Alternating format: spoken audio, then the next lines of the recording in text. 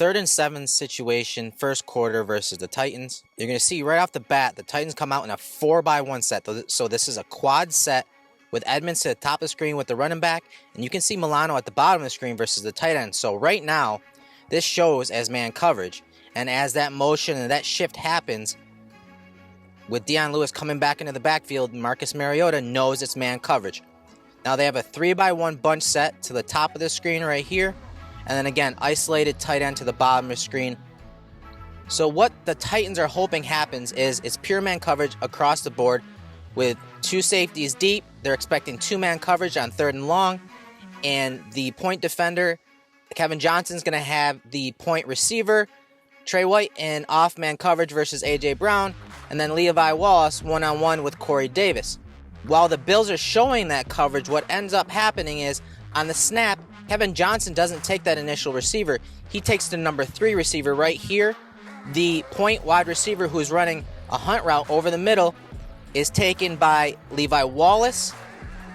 So you see everything is distributed quite nicely here. One-on-one. And the kicker is the Bills love to defend the middle of the field. So they drop down Jordan Poyer into the hole as a robber. So that helps protect the middle of the field. And that's exactly, where this offense wants to attack this defensive coverage. But now Mariota has to move on in his progression. He can't throw it to this receiver because he's double teamed basically right here by 2 Bills defenders. So he's going to look to the next receiver in this progression, and that's Corey Davis. But you can see Kevin Johnson's in good shape. He's at the collision point with that receiver. That receiver's not open. So the middle of the field is shut down by the Bills.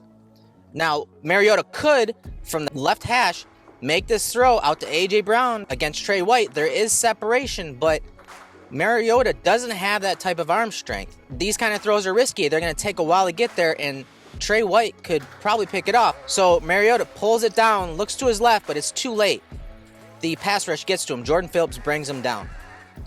So a slight disguise in coverage by the Bills is what leads to this sack. This is a coverage sack. The Bills took away the middle of the field, and they forced Mariota to move on, and he's not able to process quick enough before Jordan Phillips gets to him.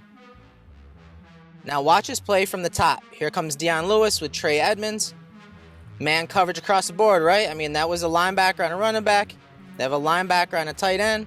Seems like man coverage.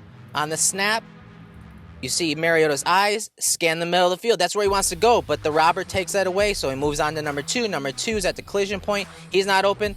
He's not making it to number 3 out wide, all the way across the field outside the numbers, and Jordan Phillips gets to him. So now let's take a look at Jordan Phillips. Goes from speed to power.